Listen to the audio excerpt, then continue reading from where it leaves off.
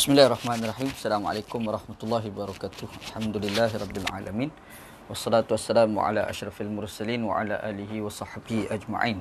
Qala rabbi shrah li sadri wa yassir li amri wahlul 'uqdatam min lisani yafqahu qawli wasaddid lisani wahdi qalbi bihaqqi sayyidina Muhammadin sallallahu alaihi wasallam. Wa ba'da fa inna asdaqal hadits kitabullah wa khairal hadi hadi Muhammadin sallallahu alaihi wasallam wa syarrul umuri muhdatsatuha wa kullu muhdatsatin bid'ah. Allahumma 'allimna ma jahilna, ya Allah Tuhan kami, ajarkan pada kami apa yang kami jahil, wa dzakirna ma nasina, ingatkan balik pada kami apa yang telah kami lupa. Allahumma faqihna fid din, ya Allah Tuhan kami, fahamkan kami agama, wa 'allimna ta'wil, ajarkan kepada kami Al-Quran. Allahumma rzuqna ilman nafi'a, ya Allah Tuhan kami, rezekikan pada kami ilmu yang memberi manfaat, wa amalan salihan mutaqabbala, dan amalan yang soleh dan amalan tersebut diterima, wa rizqan halalan thayyibah, dan rezeki yang halal dan rezeki tersebut baik. Alhamdulillah, syukur pada Allah SWT. Pada petang ni kita bertemu dalam siri live Facebook. Kita sambung perbincangan kita daripada kitab Nailul Autar,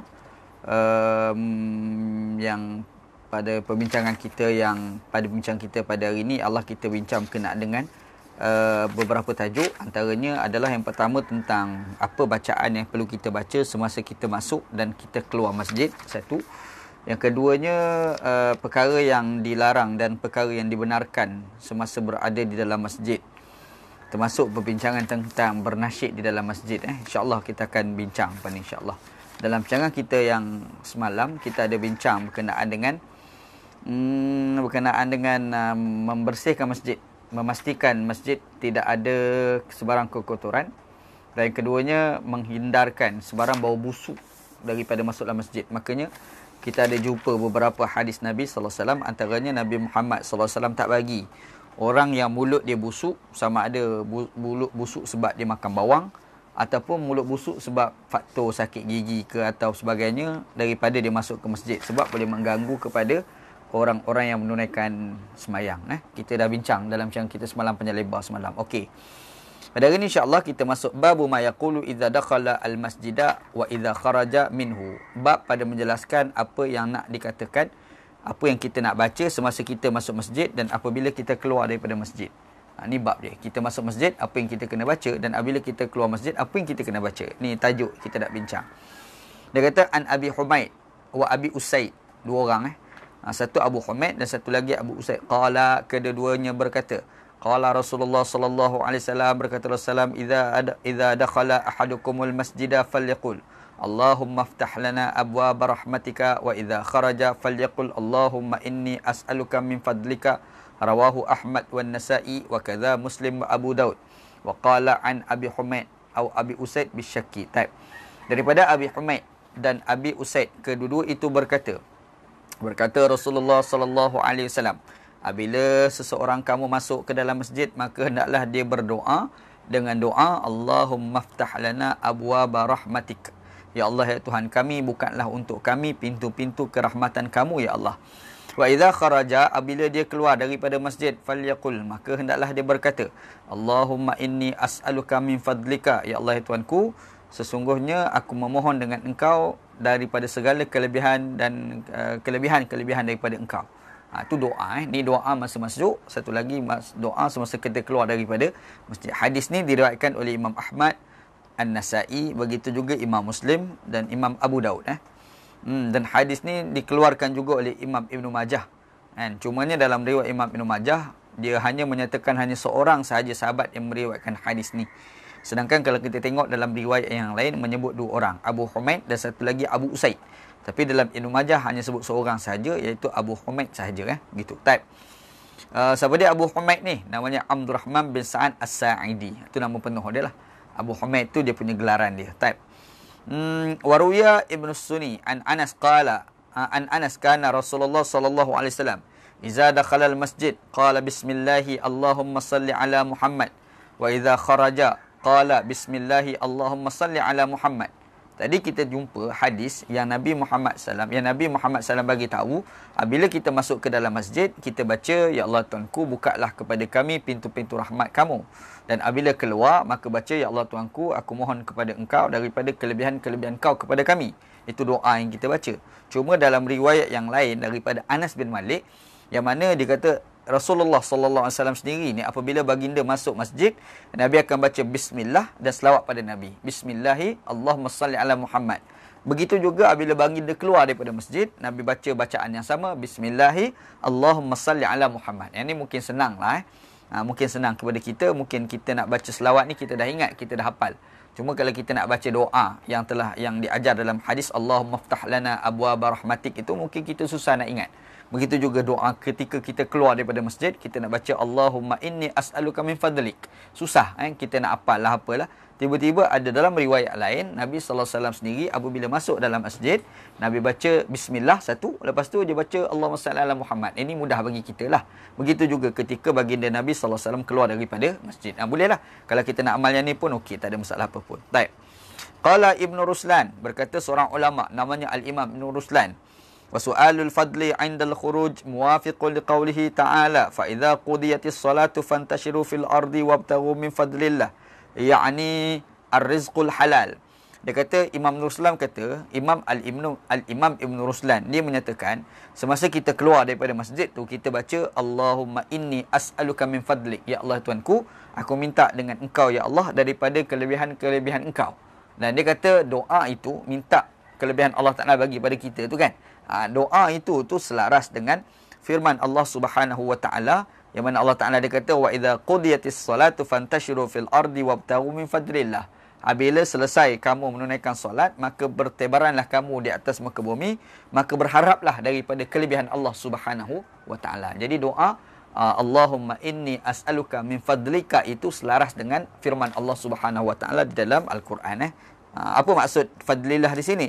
Iaitu ar-rizqul halal, rezeki yang halal. Kita masuk ke masjid, kita beribadat, kita keluar tu Allahumma inni as'aluka min fadlik. Ya Allah Tuanku, aku minta dengan kamu daripada kelebihan-kelebihanku. Maksudnya, Ya Allah Tuanku, bagilah rezeki yang aku dapat ni rezeki yang halal. Minta macam tu dengan Allah Ta'ala bila kita keluar daripada masjid gitu. Baik. Wa qila wabtaghu min fadlillah wa talabul ilmi. Ada pula sebilangan ulama lain menyatakan yang dimasukkan berharap dengan kelebihan Allah ni adalah minta supaya Allah Ta'ala bagi ilmu kepada kita.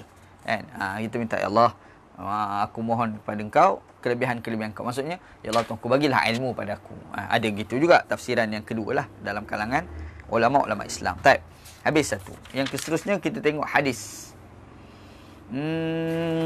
Hadis wa an Fatimatu Az-Zahra radhiyallahu anha. Ni anak Nabi sallallahu alaihi wasallam, Fatimah bintu Muhammad.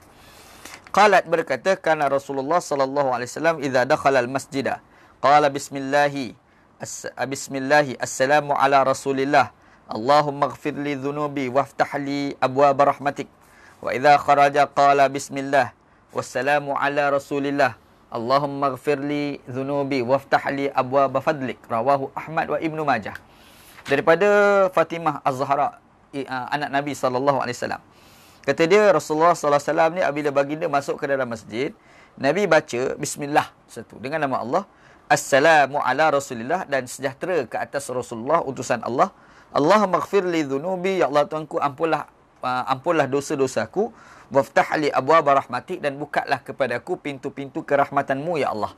Masa Nabi Muhammad masuk masjid, Nabi baca bismillah, assalamu ala Rasulillah, dua. Yang ketiga, Allahumma ighfir li dhunubi, tiga. Yang keempat, waftah li abwaaba rahmatik, Ya Allah Tuanku, bukalah untuk aku pintu-pintu kerahmatan engkau. Empat perkara lah kita minta dengan nama Allah satu, selamat sejahtera pada Nabi dua.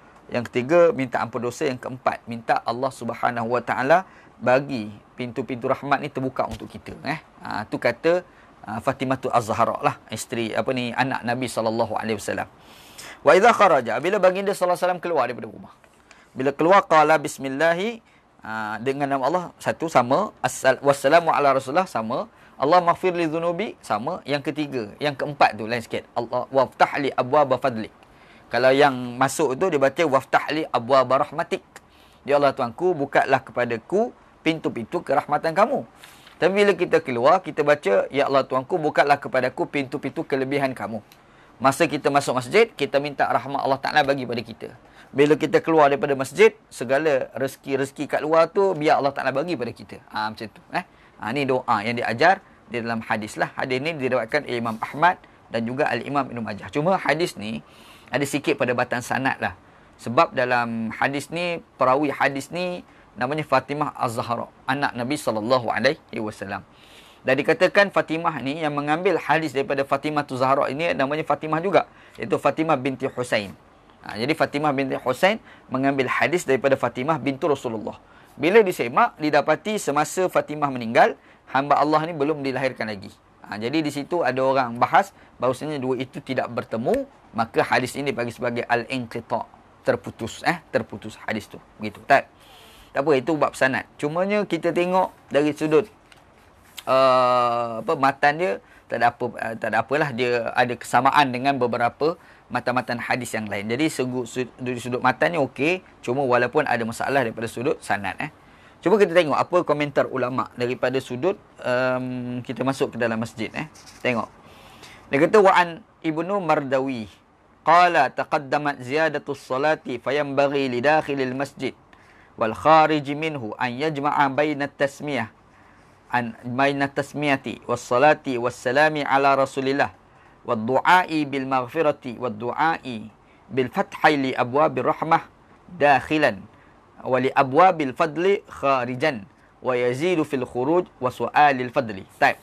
Dia kata daripada Ibnu Mardawi, ada seorang ulama lah, Ibnu Mardawi, dia kata telah lepas daripada perbahasan sebelum ini, wajar sangat bagi orang yang masuk masjid dan juga orang keluar daripada masjid bahawasanya dia menghimpunkan yang pertama dengan nama Allah, bismillah. Yang keduanya adalah membaca selawat kepada Nabi sallam. Yang ketiganya adalah membaca selawat dan salam kepada Nabi SAW.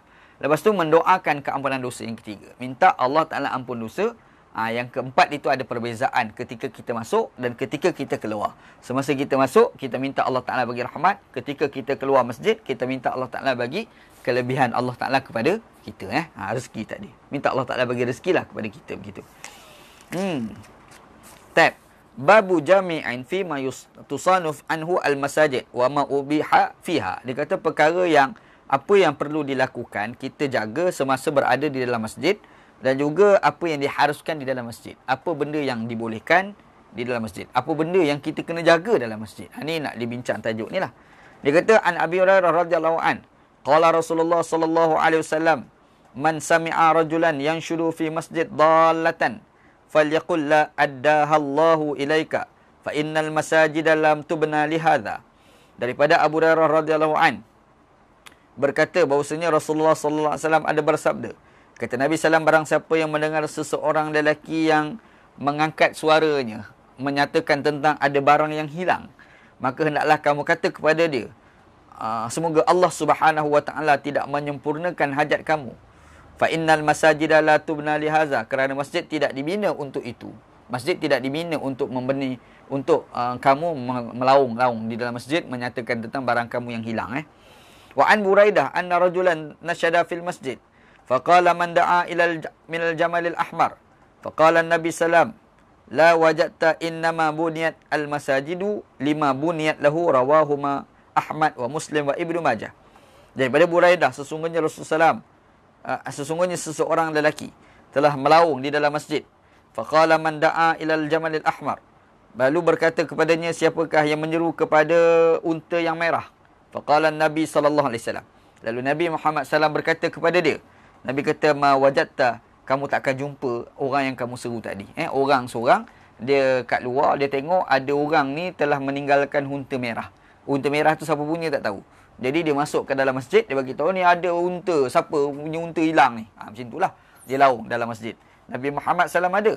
Lalu Nabi sallallahu alaihi wasallam kata, kamu tidak akan dapat orang yang kamu cari yang empunya kepada unta tadi, unta merah tadi.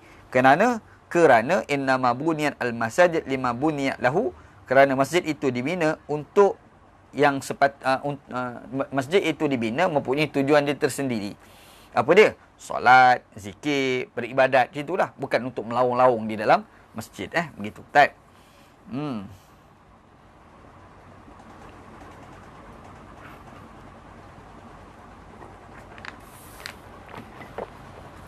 Qala, berkata Imam Nur Ruslan, wa fihi an-nahyu an raf'is sauti yang syudud dhallah wa fi ma'nahu minal bai'i wasyira'i wal ijarati wal uqud.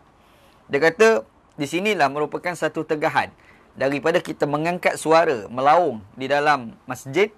Kita menyatakan tentang barang yang hilang. Bagi tahu ni ada barang hilang ni, siapa punya ni? Macam tu dalam masjid. Itu tak boleh. Itu dia kata itu ada larangan. Wa ma fi ma'nahu, begitu juga yang seumpama dengan itu. Contoh macam al-bai', jual. Dalam masjid tu jual barang-barang mari beli murah-murah contoh kan. Tak boleh. Asyira' membeli, menjual, membeli, wal ijarati, dan kita membuat sewaan. Wal uqud, begitu juga dalam urusan akad. Akad kita tak boleh berlaku di dalam masjid. Mengikut kata al-Imam Asy-Syaukani. Imam Syaukani kata tak boleh. Wa qala Malik wa jama'atu minal ulama yukrahu raf'us saut fil masjid bil ilmi wa ghairihi. Berkata Imam Malik dan sebilangan ulama-ulama, mereka memandang makruh kita mengangkat suara di dalam masjid dengan sebab ilmu dan juga seumpamanya. Rupa-rupanya kita mengajar atas masjid tu, bising suara bunyi tu kan. Imam Malik beranggapan hukumnya adalah makruh. Hukumnya adalah makruh. Kata kitab ni lah. Wa ajaza Abu Hanifah wa Muhammad bin Maslamah min ashabi Malik raf'a as-sauti fihi bil ilmi wal khusumati wa ghairi dhalika mimma yahtaju ilaihi an-nas li'annahu majma'un wala budda wala badala minhu. Tetapi kata Abu Hanifah dan juga Muhammad bin Maslamah, yang mana Muhammad bin Maslamah ni salah seorang ulama di dalam mazhab Maliki, dia menyatakan kita mengangkat suara untuk mengajar ilmu itu tak apa, harus kata. Pada pandangan Imam Malik, dia kata makruh. Kita mengajar dalam masjid tu bunyi suara wah tu kan. Kata Imam Malik itu makruh. Tapi kalau ikut pandangan Imam Abu Hanifah tak makruh, harus, boleh kata dia. Begitu juga seorang ulama dalam mazhab Maliki yang berbeza dengan Imam Malik, namanya Muhammad bin Maslamah, dia pun kata harus. Dia pun kata harus, boleh. Maksudnya ada khilaf. Ada ulama kata makruh, ada ulama kata harus kita mengajar di dalam masjid. Gitu. Suara bunyi lah apa tu kan. Begitu. Makruh. Imam Malik lah. Abu Hanifah kata harus. Qauluhu innama buniyat al-masajid. Okey. Wa kariha ba'dul malikiyyati ta'lim as-sibyan fil masajid. Setengah ulama mazhab Maliki mengatakan makruh kalau kita mengajar kanak-kanak di dalam masjid. Kata ni makruh. Ada pandangan mazhab Maliki dalam bab masjid ni agak keras sikit. Nampak agak konservatif sikit. Dia menganggap bahawasanya makruh mengajar kanak-kanak di dalam masjid. Ini pandangan ulama di dalam mazhab Maliki gitu. Wa qala innahu min babil bai'. Dia kata yang dikatakan makruh itu kerana ia di bawah kategori jual, menjual kat situ Wa haza iza kana bi ujratin. Yang dikatakan makruh itu jika kita mengajar kanak-kanak dalam masjid dan kita mendapat upah. Yang tu makruh kata dia Jadi kita ni nak pergi mengajar Quran dalam masjid. Lepas tu budak-budak mengaji. Boleh ke tidak? Kita ni diberi gaji mengajar dalam masjid. Itu dikategorikan sebagai al-bai', jual beli. Maka hukumnya makruh mengikut pandangan sebilangan ulama mazhab Maliki.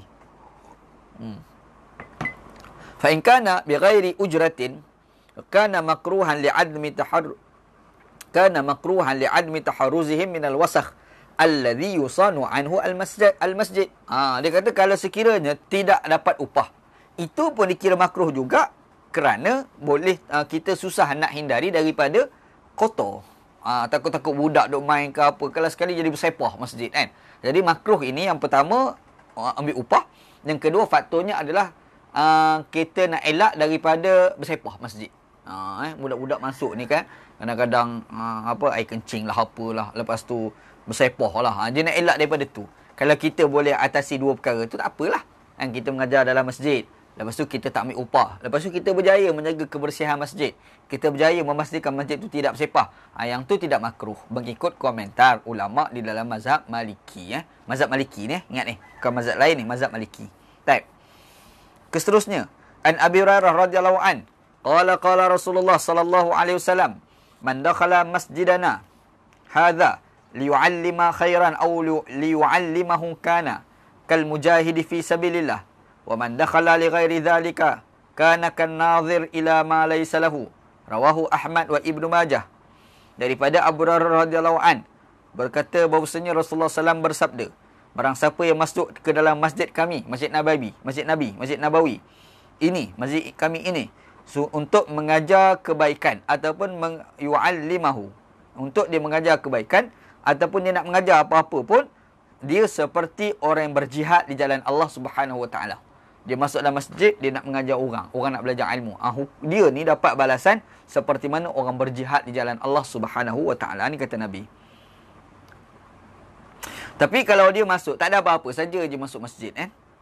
Dia ni dia masuk tak ada apa-apa lah. Dia tak dapat apa-apa balasan apapun. Gitu. Dia masuk, dia kena niat untuk nak mengajar ilmu kepada orang. Sebagai contoh, maka dia akan dapat balasan orang yang berjihad di jalan Allah Subhanahu Wa Taala. Baik. Apa maksud dengan masjid kami di sini? Wa fihi tasrihun bi anna al-ajra al-mutarattaba 'ala ad-dukhul innama yuhsalu liman kana fi masjidihi sallallahu alaihi wasallam wa la yasihu ilhaqu ghairihi bih min al-masajid allati hiya dunahu min al-fadilati li'annahu qiyasun ma'al fariq. Dia kata, Imam Asy-Syaukani kata, hadis ini Nabi Muhammad sallallahu alaihi wasallam sebut masjidina haza. Nabi kata man dakhala masjidana haza, masjid kami ini. Jadi bermaksud khusus untuk masjid Nabi lah dekat Madinah tu. Jadi dia kata yang dikatakan pahala yang dapat itu jika masuk masjid Nabi.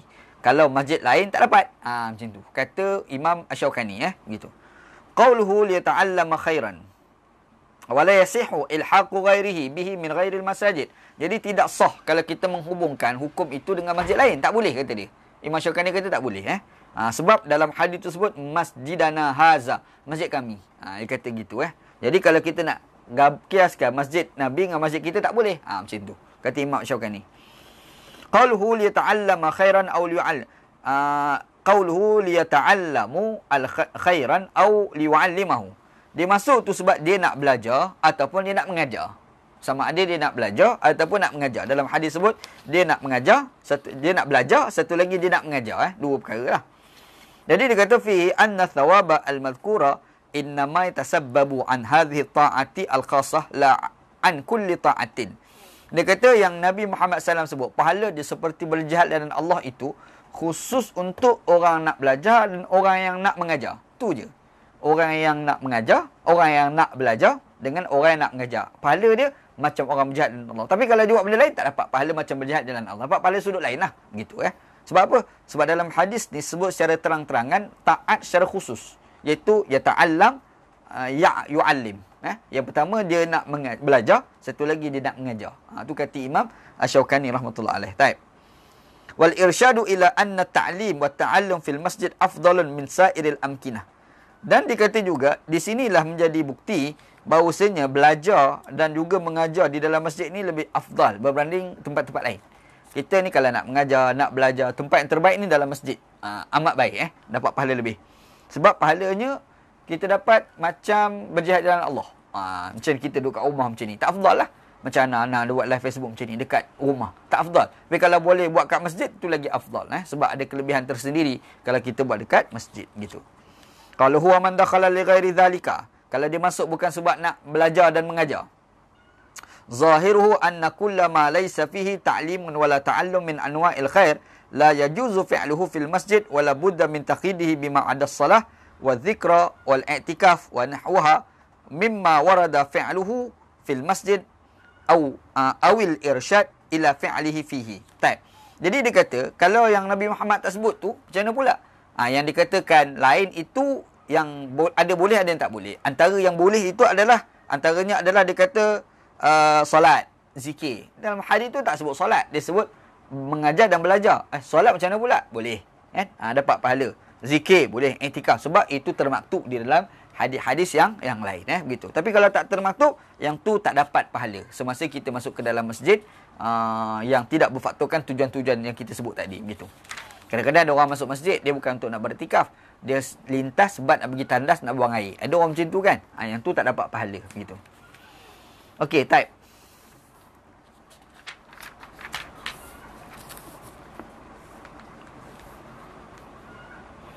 An Abi Hurairah radhiyallahu an, anna Rasulullah sallallahu alaihi wasallam qala idza ra'aitum man yabi'u aw yubta'u fil masjid faqulu la arbahallahu tijaratak. Wa idza ra'aitum man yanshudu fihi dallatan faqula raddallahu 'alaika, rawahu Tirmizi. Daripada Abu Hurairah radhiyallahu an, sesungguhnya Rasulullah SAW ada berkata, apabila kamu melihat mereka berjual dan ataupun berbeli di dalam masjid maka kamu kena bagi tahu kepada dia, mudah-mudahan Allah Ta'ala tidak menguntungkan jual beli kamu. Dan apabila kamu melihat mereka yang melaung-laung di dalam masjid menyatakan barang yang hilang, maka katakanlah kepada dia, la raddallahu alaika, mudah-mudahan Allah Ta'ala tidak hantar balik barang kamu kepada kamu. Gitu. Hadis diriwayatkan oleh Imam At-Tirmizi. Wa an Amr bin Shu'aib an abihi an jaddihi qala naha Rasulullah sallallahu alaihi wasallam an asy-syira'i wal bai'i fil masjid wa an tanshuda fihi al-ash'aru wa an tanshuda fihi ad-dallatu wa anil hilaqi yawmal jum'ati qabla as-salati rawahu al-khamsah wa laysa lin-nasa'i fi insyadud dallah. Daripada Amr bin Shu'aib, daripada bapaknya, daripada atuknya, berkata Rasulullah sallallahu alaihi wasallam melarang daripada membeli, berjual dalam masjid. Jual beli masjid Nabi Muhammad tak bagi. Satu. Yang kedua, wa antan syuda fihi al-ash'ar. Nabi tak bagi kita bersyair dalam masjid, bersyair, melawan syair. Itu pun dilarang dalam hadis Nabi sallallahu alaihi wasallam. Kalau sekarang ni nasyid lah, nasyid begitu. Wa antan syuda fihi ad-dallatu. Begitu juga Nabi sallallahu alaihi wasallam larang kita melawan-lawan dalam masjid memberitahu tentang barang yang hilang. Barang siapa yang menjumpa jam aku lah apa. Tu benda tu Nabi Muhammad SAW tak bagi dalam masjid. Okey. Wa anil hilaqi yaumal jum'ati qabla salati, dan Nabi Muhammad larang kita membuat halaqah. Halaqah ni bulatan-bulatan di dalam masjid pada hari Jumaat sebelum solat. Sebelum Jumaat tu kita buat bulatan-bulatan, duk berzikir ramai-ramai macam tu kan. Yang tu ada larangan lah dalam hadis. Nanti kita akan detailkan perbincangan dia. Baik. Ammal bay'u wa syira'u fa dhahaba jumhurul ulama ila anna nahya mahmulun 'alal karahah. Majoriti ulama mengatakan yang dikatakan larangan jual beli dalam masjid itu larangan makruh, bukan larangan haram.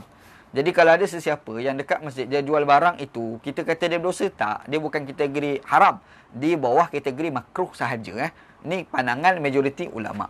Qala al-Iraqi wa qad ajma'a al-ulama'u ala annama aqada min al-bai'i fil masjid la yajuzu naqduhu wa hakadha qala al-Mawardi. Baik. Al-Iraqi ada berkata bahawasanya ijma' ulama menyatakan jual beli yang berlaku dalam masjid, hukum jual beli itu sudah sah, tetapi perbuatan itu dilarang. Larang makruh lah. Maksudnya kadang-kadang ada benda ni kita jual beli dan perbuatan tu adalah haram dan jadi tak sah. Contoh macam dalam mazhab Hambali, bila kita berjual beli pada hari Jumaat. Pada hari Jumaat ketika sembahyang Jumaat sedang dilaksanakan. Ketika itu kita berlaku jual beli. Hukum jual beli itu adalah haram dan tak sah. Maksudnya barang yang kita tukar ganti tu, orang tu kita mendapat barang itu dikira macam barang curi. Duit yang kita bagi pada penjual itu, duit tu pun umpama mencuri. Kadar hukum dia. Sebab apa? Sebab berlaku ketika sembahyang Jumaat sedang dilaksanakan. Ini pandangan mazhab Hambali lah. Mazhab Syafi'i berbeza. Syafi'i kata ketika khatib sudah berada di atas mimbar, lepas tu khutbah dimulakan, berlaku jual beli bagi kalangan orang yang wajib sembahyang Jumaat. Orang yang wajib sembahyang Jumaat ni, kalau orang tak wajib tu cerita lain. Jadi orang tu wajib sembahyang Jumaat, tapi masa khatib berkhutbah dia berlaku jual beli. Maka jual beli yang berlaku itu hukumnya adalah sah, tetapi perbuatan itu adalah haram. Nampak? Dia ada beza kat situ. Maksudnya kalau berlaku jual beli tu, duit tu milik bila bagi pada penjual, duit tu jadi milik dia lah. Bukan macam orang curi. Barang yang kita dapat tu pula, barang tu halal lah. Macam tu. Ini pandangan mazhab Syafi'i. Hambali tak. Dia kata haram pun dia, barang pun tak sah. Itu dalam pandangan mazhab Hambali. Lepas tu bagi orang yang wajib sembahyang Jumaat. Sebab di sana ada orang yang tak wajib sembahyang Jumaat. Wanita contoh. Dia tak wajib sembahyang Jumaat. Kalau berlaku jual beli di kalangan wanita, ketika khatib sudah berada di atas mimbar berkhutbah, maka ketika itu jual beli bagi wanita tak disah. Maka samalah bagi orang yang lelaki. Dia wajib sembahyang Jumaat, tetapi dia ni terlibat dengan musafir. Jadi bila orang musafir, dia tak wajib sembahyang Jumaat dah. Ketika itu kalau berlaku jual beli, hukum jual beli itu adalah sah dan tidak haram. Tu kena faham lah gitu. Supalah bila orang bangkit isu PKP sekarang kan. Orang PKP, bila PKP dia tak nak pergi sembahyang Jumaat, tak boleh sebab dia tak masuk dalam kalangan yang dibenarkan tadi. Dia berjual beli semasa khatib sedang berkhutbah. Apakah hukum haram jual beli dia? Tak. Sebab apa? Sebab dia tidak termasuk di kalangan orang yang wajib sembahyang Jumaat. Seperti mana hukum orang yang bermusafir. Hukum dia sama je begitu. Okey, tak. Jadi dia kata Imam Al-Iraqi, jual beli yang berlaku semasa jual beli berlaku di dalam masjid itu, jual beli itu sah, tetapi perbuatan itu dilarang. Larangan sini larangan makruh begitu. Wa anta khabirun. Tapi kalau kita tengok pandangan Imam Asy-Syaukani, Syaukani ni ketat. Dia punya pandangan ketat. Dia kata wa anta khabirun bi anna hamlan nahyi 'ala al-qarahah yahtaju ila al-qarinatin sarifatin 'anil ma'na al-haqiqi alladhi huwa at-tahrim innal qailin bi anna nahya haqiqatun fi at-tahrim wa huwa al-haqq wa ijma'uhum 'ala 'admi jawazi naqdi wa sihhati al-'aqdi la munafata bainahu wa bain at-tahrim fala yasihu ja'luhu qarinatan li hamlin nahyi 'ala al-qarahah. Ambil engkau. Dalam pandangan Al-Imam Asy-Syaukani, dia menyatakan jual beli ketika jual beli dalam masjid itu hukumnya adalah haram. Bahkan dia menyatakan tidak ada satu qarinah pun yang memalingkan hukum haram nak jadi makruh. Tak ada dalil. Mana dalil mengatakan jual beli dalam makruh ni adalah makruh? Tak ada dalil. Lepas tu dalam hadis kata larang. Larang itu hukumnya adalah larangan haram. Kalau nak kata makruh, dia mesti ada nas lain yang mengatakan boleh. Sekarang ni tak ada. Jadi dia menyimpulkan, Imam Syaukani menyimpulkan hukum jual beli dalam masjid hukumnya adalah haram. Walau bagaimanapun jual beli itu hukumnya adalah sah. Sah tapi haram. Macam yang kita sebut berjual beli bagi orang lelaki yang wajib sembahyang Jumaat ketika khatib sedang berkhutbah dalam mazhab Syafi'i. Jual beli itu sah tapi hukumnya adalah haram. Sebab ketika itu khatib sedang berkhutbah haram. Sebab ada nas mengatakan haram. Okey, jual beli itu pula macam mana? Sah. Hukumnya adalah sah. Begitu. Itu pandangan Imam Asy-Syaukani dalam hal berjual beli dalam masjid. Dia kata haram tapi sah. Ini pandangan Imam Asy-Syaukani. Keras sikitlah pandangan dia. Wa zaba ba'du ashabi Syafi'i ila annahu la yukrahul bay'u wasyira'u fil masjid. Syafi'i lagi best. Syafi'i kata tak makruh pun jual beli dalam masjid. Tak makruh. Lepas tu bila tak makruh, wal ahadis turaddu alaihi. Imam Syaukani jawab. Dia kata tak. Kalau Imam Syafi'i kata tak makruh, ni ada hadis dia pula. Ni hadis yang banyak dia yang kita baca itulah. Disenaraikan hadis. Ni hadis yang banyak mengatakan bahawasanya tak boleh. Jadi pandangan Imam Syafi'i itu ditolak oleh Imam Syaukani dengan alasan pandangan itu bercanggah dengan hadis. Ini komen daripada Imam Asy-Syaukani. Wa farraqa ashabu Abi Hanifah an yaghliba dhalika wa yakthiru fayukrahu aw yaqilla fala qarahata wa huwa farqa la dalila alaihi. Imam ulama-ulama mazhab Hanafi mereka membezakan di antara dua perkara. Yang pertamanya makruh, yang keduanya tidak makruh. Yang makruh tu macam mana? Jika jual beli itu hingga bingar dalam masjid, sampai menguasai dengan orang jual beli dalam masjid, itu makruh. Tapi kalau ada seorang dua dan dia tak, kalau ujung sana orang jual beli tu dekat seberang sini orang tak tahu, kan? Dalam masjid yang besar tu kan, dekat bucu pintu masuk tu ada orang jual beli. Tu pintu yang belakang tu orang duduk kat situ tak tahu pun ada orang jual beli. Yang tu tidak makruh. Tapi kalau sampai satu orang tu tahu ni jual beli ni mendominasi, yang tu makruh. Ini kata mazhab ulama-ulama mazhab Hanafi kata macam tu. Lepas tu kata Imam Asy-Syaukani al-farqa la dalila alai. Ni beza ni tak ada dalil belaka ni. Imam Syaukani. Jadi kita akan nampak pandangan Imam Syaukani ni agak keras. Dia keras dalam hal ni begitu. Baik. Panjang lagi ni hadis ni. Okey, wa amma insyadal asy'ar. Apa hukum kita bersyair dalam masjid? Itu insya-Allah kita akan bincang esok lah insya-Allah. Jadi di sini kita akan dapat simpulkan daripada perbincangan kita, yang pertamanya apabila kita masuk ke dalam masjid, digalakkan kepada kita baca doa. Doa yang kita digalakkan baca ada beberapa riwayat. Riwayat pertama, masa kita masuk kita baca Allahumma ftah lana abwaaba rahmatik, dan apabila kita keluar pada masjid kita baca Allahumma inni as'aluka min fadlik. Ataupun dalam riwayat kedua kita baca bismillahi wassalamu ala rasulillahi Allahumma ighfirli dhunubi waftah li abwaaba rahmatik. Lepas tu yang keduanya bismillahi wassalamu ala rasulillahi Allahumma ighfirli dhunubi waftah li abwaaba fadlik. Masa masuk masa keluar ada dua riwayat. Lepas tu dalam riwayat yang ketiga, masuk masjid kita baca selawat kepada Nabi. Bismillahi Allahumma salli ala Muhammad. Masa kita keluar, bismillahi Allahumma salli ala Muhammad. Jadi ada tiga riwayat yang menceritakan berkenaan dengan ketika kita masuk dan ketika kita keluar daripada masjid. Satu. Yang keduanya, dalam hadis Nabi SAW tak bagi kita melaung menyatakan tentang barang yang hilang di dalam masjid. Nabi Muhammad SAW larang. Kita dah sebut perbincangan tu. Lepas tu dalam pandangan mazhab Maliki dan juga sebilangan ulama mengatakan kalau kita mengajar dalam masjid dengan suara yang kuat itu hukumnya adalah makruh. Kalau mengajar ataupun mengaji dalam masjid dalam keadaan bunyi suara tu kan, kalau mengajar diam tak ganggu orang lain tak apa, ini sampai suara bunyi pakai mikrofon speaker itulah. Yang tu kata mazhab Maliki dan juga sebilangan ulama dalam mazhab Maliki hukumnya adalah makruh. Abu Hanifah kata tak makruh, tak apa Abu Hanifah kata tak mengapa. Begitu juga ada seorang ulama namanya Muhammad bin Maslamah. Dan dia salah seorang ulama di dalam mazhab Maliki. Jadi hukumnya bolehlah begitu. Dalam pandangan mazhab Syafi'i, harus, tak ada masalah apa pun. Hukumnya adalah harus. Ini telah dinyatakan oleh Imam An-Nawawi. Cumanya ada satu tajuk pula yang dibangkitkan oleh ulama dalam mazhab Maliki berkenaan dengan mengajar kanak-kanak di dalam masjid. Dia kata hukumnya makruh. Yang pertama, jika mengambil upah. Yang kedua, jika tidak boleh elak daripada kekotoran, bersepah. Kan? Kalau boleh elak daripada bersepah ataupun tidak meminta upah, yang tu harus. Tapi kalau sekiranya ada faktor mengambil upah, lepas tu boleh bersepah, hukum mengajar kanak-kanak, mengajar Quran, mengajar ilmu kepada kanak-kanak dalam masjid, hukumnya adalah makruh mengikut komentar ulama di dalam mazhab Maliki. Begitu. Type. Yang seterusnya berkenaan dengan jual beli dalam masjid. Kita dah sebut majoriti ulama mengatakan makruh. Syafi'i kata tak makruh jual beli. Imam Hanafi pula mengatakan makruh itu jika jual beli itu mendominasi dalam masjid. Tapi kalau tidak mendominasi, tidak makruh. Walau bagaimanapun pandangan itu dikritik oleh Imam Syaukani, tetap mengatakan hukumnya adalah haram.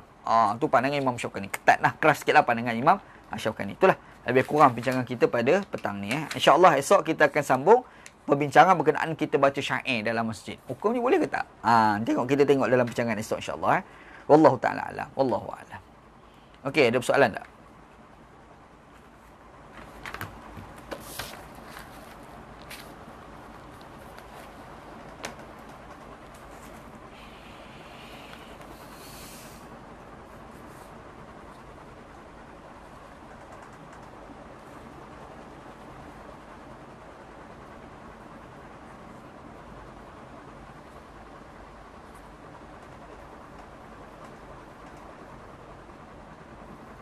Semua ilmu. Bukan belajar agama je, apa-apa pun. Pengumuman iklan dan pembelian bahagian korban dalam masjid surau, adakah termasuk dalam kategori urus niaga jual beli?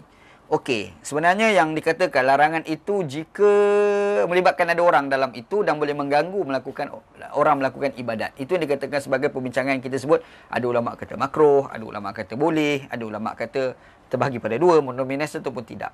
Jadi kalau orang iklan macam ni, kalau kita tengok dalam mazhab Syafi'i, boleh. Kalau Syafi'i boleh. Kalau kita buka kitab dalam mazhab Maliki, tak boleh. Hukumnya adalah makruh. Imam Syaukani kata haram teruslah. Tu beratlah pandangan Imam Syaukani.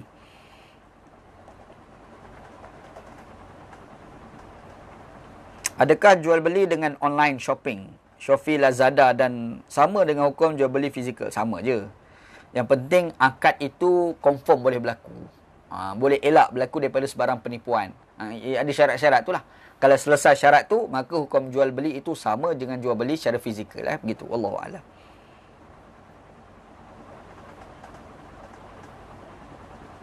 Tempat yang terbaik akan diberikan kepada makhluk yang Allah Ta'ala pilih ke? Dan kita dituntut untuk doakan supaya Nabi wasilah. Ya, dia ada tempat-tempat yang digalakkan. Contoh macam masjid. Lepas tu dalam masjid tu pula ada 3 masjid yang paling utama. Antaranya masjid yang pertamanya adalah Masjidil Haram. Yang keduanya adalah Masjid Nabi. Yang ketiga adalah Masjidil Aqsa. Lepas tu masjid-masjid lain lah. Kan? Tempat-tempat yang utama. Lepas tu ada pula doa kita ni diterima, mudah diterima, dimustajabkan berdasarkan pada waktu-waktu yang terpilih. Kan? Contoh macam sebelum maghrib, tu time dia lah ketika hujan. Tu antara waktu-waktu yang kalau kita berdoa, doa kita mudah dimustajabkan oleh Allah Ta'ala. Dia ada masa dan tempat. Gitu. Wallahu'alam. Bacaan wasilah tu memang ada dalam hadis Nabi SAW. Wallahu'alam. Okey, ada lain tak? Kalau ada nak berbual dengan anda, tekan butang invite. Kalau nak tanya, tulis je. Tak ada apa. InsyaAllah. Wallahu'alam.